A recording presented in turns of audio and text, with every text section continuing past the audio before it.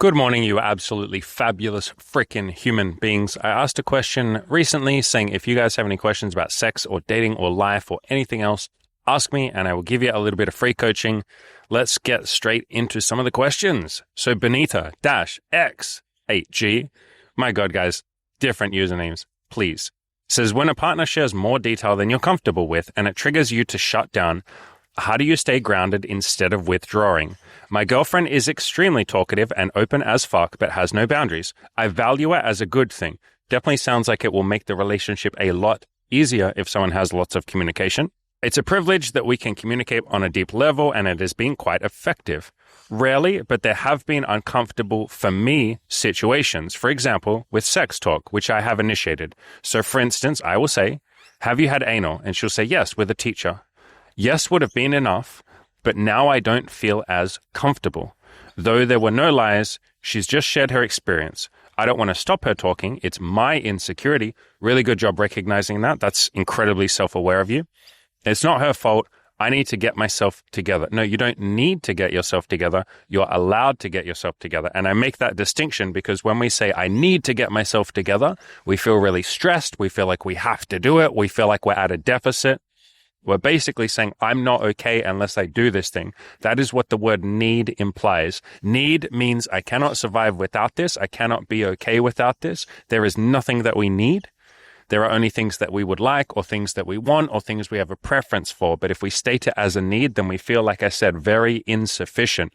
We beat ourselves up and we don't feel like we're okay until we handle this thing. But you are very okay. All we're doing is working on improving things a little bit. That doesn't mean that you're not okay right now. You say, I need to get myself together, or I want to get myself together with this. You probably already are together as well. And you're just working on being a little more secure. You are clearly already secure in yourself if you are the person who can ask deep questions about your partner's sexual history. You probably are already pretty together, my friend. And we're just working on helping you be a little more stoic or a little less jealous or a little less judgmental or a little more grounded, however you want to phrase it. So you're already in a really good position. You're just thinking that you're not. You're seeing this as a big problem, but it's not, brother. Like, you're already doing a good job. At least I assume you're a brother. You might be a woman. I'm not sure. Man or woman, whatever you are, hello. You say, I see value in being honest, and I have been for the most part, and she knows many of my weak points, but for example, I haven't shared that I've been sexually abused. I would definitely share that. I think that'll really help you see it as less of a shameful thing. We've had a few guys in the coaching group that have opened up about sexual abuse, especially when they were like children and stuff like that. And they felt a lot of shame. In fact, we had one guy that had never told anyone. We were literally the first people on the entire freaking planet that he told. And we were like, buddy, good job sharing this. And he was really scared. He literally said, I'm so scared you guys will think less of me or think of me differently or think of me as a victim or be weird around me. And I was like, bro, what? Why would we be weird around you? I've told you guys that I went to prison when I was 19. For fuck's sakes, like, I've shared enough of my depression and my suicidal years when I was younger. Why would we think less of you, brother? But yeah, I would share this because a problem shared, and it's not a problem, but you think it's a problem, but a problem shared is a problem halved. And if you share it with someone, especially a partner, and by the way, good job sharing it with us, good job sharing it with me, but if you share it with a partner, you will probably be unconditionally loved for that. If she already likes you and cares about you and maybe even loves you, you guys are dating. So I don't think she's going to be like, oh, disgusting, like, goodbye. Like, also, almost nobody reacts to sexual assault or abuse like that anyway. Most people are like, oh, I'm sorry to hear that. Like, are you okay? Do you want to talk about it? So I would share so that you can feel the warmth and the love coming from her, and so that there's less stuff, like less secrets between you. But that's entirely on you. Like, you don't have to share, obviously. You're going to say, because I don't want her friends to know this, and it's almost 100% that it will come through conversations one day. Okay, so it sounds like you want to share at some point, and you're going to. So yeah, you'll share when you're ready to, my friend. You say, maybe in a few years when she will feel comfortable with me. So I will gently push back on, I will give you a gentle challenge and say part of being comfortable with someone is sharing the really vulnerable parts. Part of building trust with someone is being really vulnerable, even when you're scared, even when you're really afraid that it's too soon or any of that. You share the vulnerable thing, or you share the secret, or you share the thing you're ashamed of. You see that they handle it well. They handle it with dignity and respect and love and warmth. Maybe sometimes they're a little confused and they might have a reaction there, but like, there's love and warmth that comes through as well. And when they love you and when they're warm, and not everyone is going to be like that, but probably a girl that you've been dating for a while will be. When you feel that warmth, then you start to feel more comfortable with them. So trust and comfort is something that you have to build. The only reason that we feel trust and comfort and safety with someone is because we were vulnerable with them. Same as friendship. The only reason you have a deep friendship with someone is because you had vulnerable moments with them, or moments they could have judged you, or you went through some shit together. You know, you had moments where you were both drunk and you're like, bro, I love you. Like, the vulnerability comes first, and then the comfort is a result of that. Whereas you're putting the cart before the horse to some degree. You're saying, when I'm comfortable, I will share. And again, you're allowed to share whenever you want, my friend. Like, I'm not telling you when to share that you were sexually abused or that you went through some shit, but I'm just gently saying, if you want to get to that level of being comfortable together, if you want to get there quicker, sharing might be a way that you can get there. Like, being vulnerable might be a way to get there quicker. You're going to say, but there will certainly be time when she will just drop it off and tell me that she thought we're over it and comfortable sharing. Yeah. All right. So I'll give like sort of a general answer to all of this. Like, your question initially was, when a partner shares something that you're not comfortable with, how do you stay grounded? A big part of it, brother, is like, assuming you're a brother, working on yourself, working on the stoicism. You know, grab a copy of the Play to Win video course. There's a link down below to that. It's a video course that I made. A lot of it is very relevant to this. There are a lot of chapters in there on stoicism and being more peaceful in yourself and being more grounded. It is essentially a video course on being grounded in yourself. It's like a mindset video course, Play to Win mindset. So there's a copy in the description below. If you can't afford it, it's about $30 or $40 or something. If you can't afford it, just send me an email. I'll give you a copy for like $1 or for free or something. That's fine. But I would start with that. I would read Stoicism, like Marcus Aurelius, Epictetus, Byron Katie. I'm a big fan of her, especially her book, Loving What Is. And all of that will start to help you feel more grounded. But on top of that, my friend, there is a book called The Ethical Slut.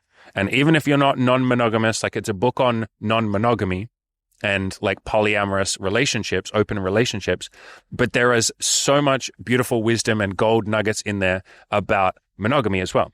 And there is an entire chapter on jealousy, which essentially is what this is to some degree. Like, anytime we are uncomfortable with a partner, it is either like a partner sharing sexual history. It is either because we feel a little bit jealous of like, fuck, how come she did those things with other guys but not me? Maybe I'm not the type of man that could make her want to do that. Maybe I'm not good enough. Like, we start comparing ourselves. Even though we know nothing about the men that she did it with, we know nothing about that time of her life. We often don't even know if she enjoyed it. I remember one time I got really insecure when a girl that I was seeing, and she was seeing other people as well, we were both like open, like, relationship. She told me that she'd gone and had sex with this other guy. And I was like, cool. Like, what was it like? And she's like, well, you know, it was fun and he was nice enough to me and he had a really big dick. I immediately, as soon as she said that, I was like insecure and like I felt like it was an overshare, right? I felt that. And I asked a few more questions and I literally said to her, fuck, I can't believe I'm asking this, but like, did it feel good? Like, I was feeling so insecure, right? I was like, God, she probably felt amazing with him and sex with me just can't compare. And she was like, no, it really hurt. I had to ask him to stop. And I was like, but I thought girls love big dicks. And it's like, what have you been watching porn? And I have asked so many women. Emmy is another example of this. I asked her, like, would you like a big dick? And a few times we tried like dildos that were bigger than me and stuff. And she's like, it just hurts. Like, it doesn't feel good. After a certain point, it's just stretching you and it's like kind of painful. You almost need lube. And even with lube, it's not necessarily fun. And so the point that I'm getting at is not all big dicks are not fun. Of course, there's women out there that love big dicks and all of that. But the point is, we are often very jealous and insecure, but we haven't even checked and said, did you actually like it with that person? Was that fun? What are the circumstances and what is the context? And so, you know, here with the example of like, have you had anal sex? Yes, with a teacher. It's like, oh, fuck, I feel uncomfortable. But what if you ask a little deeper? Like, did you like it? And it's like, well, I was underage and he was a teacher. So like, read into that what you will, you know? And so we can go a little deeper rather than the initial like weird feelings that we feel. You can also talk it out either with her, or you might be more comfortable talking it out with someone else. Talk it out with a friend. You know, if you were in one of my coaching programs, you'd be very welcome to talk it out with me. But like, talk it out with other people and try and get to the root of like the feelings that you're feeling. Like, what am I actually feeling? Because all you've really said here is like, I just feel weird, right? Like, that's all you kind of said. I just shut down. I felt like withdrawing. I just felt weird. Like, you almost don't even know what you're feeling. And we often don't know what we're feeling. We just feel shut down. We're like, I don't want to think about it. I don't want to think about it. I don't want to talk about it. But I would encourage you to either write a journal and write it out, or talk about it with friends, figure it out, go a little deeper and figure out what it is that you're feeling. If it's jealousy and insecurity, then you can do something about that. You can say to her, hey, I feel a little jealous that, for instance, you had sex with a teacher and like, I don't know, I wish I'd had sex with my teachers. Like, maybe that comes up, right? And then you could literally say to her, could you dress up as a teacher for me and you pretend to be my teacher? Or I'll dress up as a teacher and pretend to be yours. I'm jealous that you had sex with a teacher and anal and like, fuck, I wish that you and I could have anal. Okay, do anal together. Like, anytime you're jealous and insecure, if that is a feeling that comes up, you can just do that thing. And Molly, one of the women that I'm dating right now, when I first sent her some pictures, some of the BDSM like boudoir photography, like the nude photos that I'd done with other women, with everyone's permission and consent and all of that, blah, blah, blah. When I first sent her some of the pictures, she felt a feeling of jealousy. She was like, oh, I want to do that. Like, I've never really done much BDSM, and look at these girls. They look so happy. They look so pretty. The photography is beautiful. They look like they're having fun. I'm jealous. And then she thought about it for a couple of hours, and then she had a brainwave. She was like, wait, I can just ask Andy if we can do those things together. And she did. She was like, I had this epiphany. I was so jealous, Daddy. I saw the pictures and I felt jealous. And then I was like, wait, why don't I just ask Daddy and we can do it together? And she did. And I was like, yeah, let's do it together. And we have. And so sometimes the jealousy and the insecurity is a beautiful thing, because it will get you to open up to the other person and say, I would really like to do this with you. Would you like to do this with me? And they go, yeah, we can do that together. So that can be one of the feelings. Sometimes there's a feeling of like judgment, of like, she shouldn't have done that. And so I would explore that. You can sort of, and be gentle with this, you can explore your own life and say, is there anything in my life that I've done either sexually or non-sexually that other people might judge me for? And I wouldn't like them judging me. And so maybe I'll work on letting go of this judgment of her. And in that book that I mentioned, again, it's called The Ethical Slut. There is a chapter on jealousy and judgment and non-judgmentalism and all of that. You can also read a bunch of Buddhism. You can just start to explore, like, why am I judging her? Like, if she had anal sex with a teacher, why am I judging that? You might be like, well, because like she hasn't had anal sex with me and it's not fair that she did that with someone else. Okay, explore that. Ask her if she wants to have anal sex with you. Maybe you're judging her because she had sex with a teacher. And you're like, that shows bad morals. Or maybe you just feel weird and uncomfortable and you're judging him because if she was underage, then fair enough, man. Like, yeah, a lot of people would judge that, wouldn't they?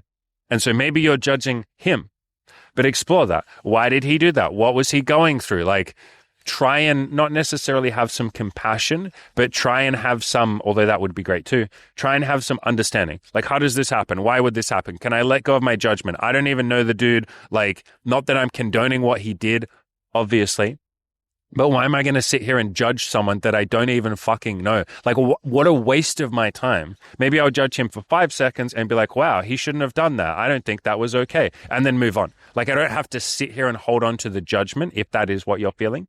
Or maybe you're feeling some judgment, like I said, towards her. She shouldn't have done that. She should have known that he was preying on her. She should have been smarter than that. Whatever you might be feeling, work through that and say, well, if she was underage, or even if she was 18 and he was in a position of power, as a teacher, or a position of authority, like, am I really going to judge and blame her for that? Yeah, maybe we could say she should have taken responsibility. She shouldn't have done that. But like, whatever. We all make mistakes. We all learn. Maybe it wasn't even a mistake. Maybe they had a fucking blast or whatever. Again, not that I'm condoning an underage relationship if that is what has happened, obviously. But explore it a little bit. You know what I mean? Explore the feelings that you're feeling rather than just like feeling weird or any of that. Talk about it with her. Like I said, if you want to come to one of my coaching programs, there's links in the description below and we can help you explore this. Maybe you want to talk this out to a therapist or a friend or someone else. Maybe you want to just leave another YouTube comment, and I can't promise I'll do another video, but maybe I will. But yeah, I would explore this a little bit. But another thing I'll say is you're basically saying, how do I stay grounded in the moment instead of withdrawing? It's not so much about controlling what you do in the moment, but you can start to think about maybe what you're going to do afterwards. So if you're in a moment like this and she tells you something and you withdraw, that's okay. Forgive yourself. Be gentle with yourself. Just be nice to her and say, hey, I just want to process what you just said. Do you mind if I just go and have a little bit of a think for a little bit? I love you. I'm not judging you, or maybe I am judging you and I'd like to let that go. I'm just going to go and be by myself for a little bit, but I love you to bits. Like, you can just say that. I have said that to Molly. I used to say that to Emmy a lot. I'd be like, I'm just going to go think about this for a little bit. Just give me like an hour or two, maybe longer. But I love you. I care about you. I just want to go think about it.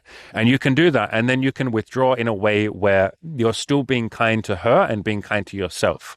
It might take you a little bit of time to process some of this, man. Like, being grounded and being stoic is not about not feeling the emotion in the first place. A lot of people think, like, if I'm grounded, I'll just always be a Buddhist monk and I'll always be happy. Buddhist monks feel emotions, for fuck's sakes. Like, stoic people feel emotions. I feel emotions. I just don't beat myself up for them. And I allow myself the space and the time to process them. I have a whole bunch of friends that I talk to with them, about them. I have a coach, Keith, that I open up to. I will talk to Molly and women that I'm dating. I will talk to the person themselves who has just told me something, and I felt some strong emotions about it. I will literally just have all of these beautiful outlets so that I can process what I'm feeling. I don't expect myself to never have a negative emotion. I don't expect myself to never be angry, never get upset, never be afraid, never be jealous. No, that's so unreasonable on myself as a human being. It's just an unrealistic expectation. Maybe I get there one day. Maybe one day I'm fucking peaceful and enlightened. But even all the enlightened people, or the seemingly enlightened people, will tell you, I have emotions all the time. Are you kidding me? I'm a human. Welcome to being in a body. The body has senses, and those senses sometimes yell at your brain, or your brain yells at it. However the fuck the body and the mind works. But your body and your brain sometimes gets really angry, gets really sad, gets really afraid, gets really upset, gets really insecure, gets jealous, feels weird, withdraws. Like, that's part of being a human, man. Assuming you're a man. You are a human. And so it's not about not feeling those emotions. That is not what being grounded is. It's about feeling those emotions, taking a deep breath, and then giving yourself what you would like in that moment. If it's a bit of space, just gently, peacefully say, hey, I'm just going to go give myself some space. That's something I do all the time. I've been teaching Molly to do that as well. She's done that with me already, where she literally had a moment. She was really upset, really sad, and, some stuff was going on in her life. And she literally said, I think I would like to go home, but I don't want to hurt your feelings. And I kind of just want to go home. And I was like, beautiful, honey. I will walk you to your car. If you need an Uber, I can order you one. Or if you want to drive, if you feel comfortable, you can drive. And I said goodbye and she went home. I used to do that with Emmy all the time. The two of us, if we ever felt like we needed some space, we would just say, hey, I think I kind of just want to be on my own for a little bit. I love you. I just want to be by myself for a couple of hours, or for a day, or for a little while. And we did that quite a few times. So if you would like some space, give yourself that. You're labeling it as a bad thing, my friend. You've said, I need to be grounded instead of withdrawing. What's wrong with withdrawing? You've labeled it a bad thing. You've called it a negative. You've judged yourself for wanting to withdraw. But brother, if you withdraw with honesty and communication, how is that not a beautiful thing? You're not pushing her away. I know that you think it's that. You're not pushing her away. You're turning towards yourself. You're giving yourself the space and the time to process and think. That is a beautiful thing. And you can open up with her and say, hey, I just need a little bit of time to process this. I'm feeling a lot of emotions. I don't know what the hell the emotions are, but let me just process them. You can even talk to her about them. And again, I did that with Emmy, and I've done that with Molly so many times, where we're feeling lots of emotions and we're like, I don't even know what I'm feeling right now. Can I talk about it with you? Or can I go think about it myself? Or can I talk to my friends and then I'll come back to you? So giving yourself that space is a beautiful thing, brother. I think you've just called it withdrawing. You've called it a bad thing. No, it's not. It's giving yourself time and space and room to breathe. So hopefully all of this helps a little bit, brother. Good job opening up about all of this. You're clearly very good at communication, man. Like, look at all this stuff that you wrote. Which is why I said to you, when you said that part of like, I need to get myself together. It's like, bro, what the fuck are you talking about? Look, like, I know you can't really see the screen, but like, you have written so much shit here, man. You've written paragraphs. You're really good at communication. Assuming you're communicating anywhere near as much like this with her, which you probably are, you're doing an amazing job. And it's funny that you say, I need to get myself together. Brother, you are together. and all you're doing is working on giving yourself a little bit more space when you would like it. You're working on being a little bit more grounded, if you want to use that word, or stoic, or peaceful, or happy in yourself, whatever you want to call it. I think something that will really help, and again, I'm going to gently say this to you, opening up about your sexual abuse with her, because that will take away some of the shame. You clearly feel shame. The only reason, or one of the big reasons why we don't share stuff like this is because we feel shame. And I know in myself, when I shared that I had been through depression and had been suicidal, when I shared that with you guys, like I think it was like 5 or 6 years ago, I made the article and I made the video, big in-depth like video and article I wrote about it. When I shared that, so much of the shame disappeared. And then when I told you guys that I had been to prison when I was 19, so much of the shame disappeared. When I tell you guys my stumblings and my struggles with money and with tax debt and with like feeling like I'm unworthy of money and all of that, I feel so much better. When I tell you guys even little things like I'm tired today, guys, or when I told you guys about breaking up with Emmy, my God, like that took away any shame that I might have felt about it because I'm sharing it with other people. And so if you share this, especially if you share it with someone like her who already cares about you, clearly you guys have good communication, I think some of that shame will start to disappear a little bit. And I think then you'll start to feel a little bit less like withdrawing. And again, withdrawing is not a bad thing. It's a beautiful thing. But I think you'll feel a little bit more happy and peaceful in yourself, but you can share whenever you're ready. Thank you for sharing all of this with us, brother. Or sister. I'm assuming you're a brother. This is really amazing. I appreciate you. All right, next question comes from Rady-P5N. Guys and girls, let's get some good usernames, all right? It says, how do you pace emotional and sexual intimacy so attraction grows instead of anxiety? Kind of similar to the previous comment, I would say that if you're feeling some anxiety, that's okay. You've labeled anxiety as a bad thing, which most human beings will do. They're like, oh, fuck, I don't want to feel anxious. But it's like, you feel anxious and that's okay. I would dive a little deeper into the anxiety and say, what am I worried about? Am I worried that we will grow too close and I'll lose myself? In which case, you can just build an independent life. You can tell your friends, hey guys, I'm a little worried that I might get too caught up in this person and we grow too close and then I lose myself. Can you guys please keep me accountable? And your friends will keep you accountable. Maybe you are anxious because you're worried that you will care about the other person more than they'll care about you. And then you'll come across as needy or clingy. Okay, there's a really good book that helps with this called I Need Your Love. Is that true? My Play to Win video course also covers this. If you read the chapter Play to Win versus Playing Not to Lose, that will help you with this mindset a little bit. So there's a link in the description to the Play to Win video course. But I would go a little deeper on the anxiety, my friend, and say, what am I actually anxious about? What am I really afraid of? Like, what am I afraid of here? And you can come up with some solutions for that. And it's not just solving the anxiety, but you're coming up with ideas of what you want instead. Like, instead of saying, I don't want anxiety, what you want is the opposite, which you've written here. I want attraction to grow. Okay, write out a list, my friend, of like 20 different things you could do to help attraction grow. The first thing you could do is ask me. So good job, you've taken, one step there. But write out 19 other things that you could do to help attraction grow. And I can give you a couple of like ideas, my friend. Like, you could literally say to the other person, what pace do you want to go at? Here's the pace I think I want to go at, but what pace do you want to go at? Like, you can communicate. That's one. Another could be, you could say, I want to do nice things for the other person and I would like them to do nice things for me. And so maybe we can both write a little list of ways that we can show each other some appreciation or gratitude. Another thing you could do is gratitude. Rather than getting caught up in anxiety and worry, we can flip that around to gratitude. And every day you can wake up and say one thing that you're grateful for about the other person in this relationship. Just one thing. And maybe you say it to them, maybe you say it to yourself, like you just keep it in your own head. Another thing you can do, and I kind of said this before, focus on your own life, build your own independence, have your own awesome life going on, and then you're not worried about the pace of a relationship. You're not anxious about it. You're like, whatever, like my life is so awesome that even if this person was to leave me because they didn't like the pace, or they felt that we grew too quickly or too slowly, or we didn't have sex fast enough, or we had it too quickly, what do I care? Like, yeah, I love that person or I care about them and they've left and I might be sad for a little bit, but I have such an awesome life. I'm happy in myself. This is what I say on the channel all the time, guys. Be happy in yourself, and then you won't feel like you need a relationship to go at the right pace. You won't mind. You'll be like, if it goes too quickly and they leave, that's cool. I'll wish them well. I'll have love in my heart for them, and I'll go and talk to the next person, or I'll hang out with my friends, or I'll live my awesome life. I'll indulge in my hobbies. I'll have fun at the gym. I'll do whatever it is that brings me joy and meaning, and I won't put all the pressure on the relationship. The reason that you're feeling, or part of the reason you're feeling anxiety, you're probably just putting too much pressure on the relationship, my friend.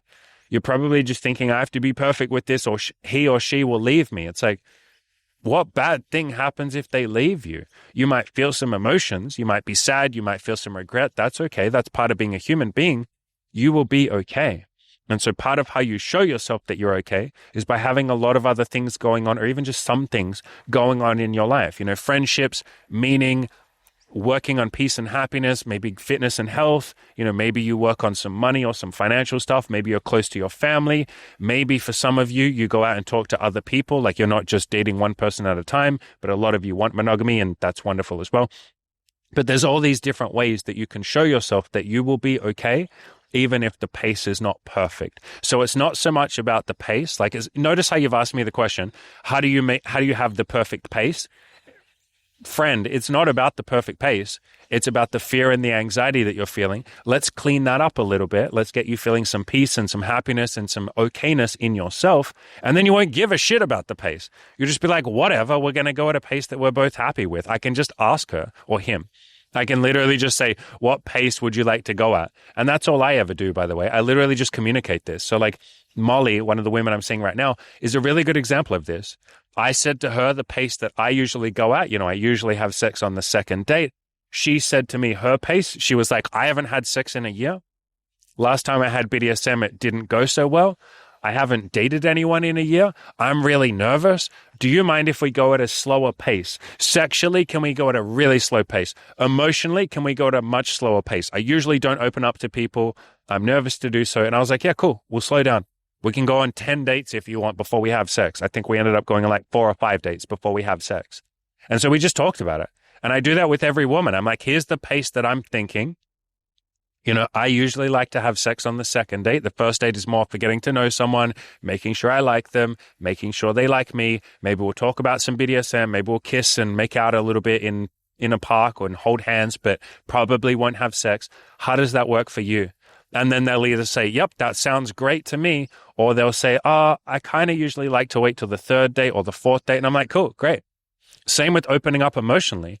You know, I'm a pretty open and emotionally available person. I tend to open up pretty quickly, but quite a lot of women are not quite comfortable with that. And so I can sense that they're uncomfortable, or they will just tell me. They'll literally just say, hey, I don't know if I want to share that. And I'll be like, cool. Like, do you want to go a little bit slower? So you can just talk about it. But it is your anxiety and your fear and this pressure that you're putting on yourself to be perfect. That is what is causing a little bit of the worry, or for this question to come up. But great question. Really love this question. I think we'll leave it there. 2 questions answered in this video.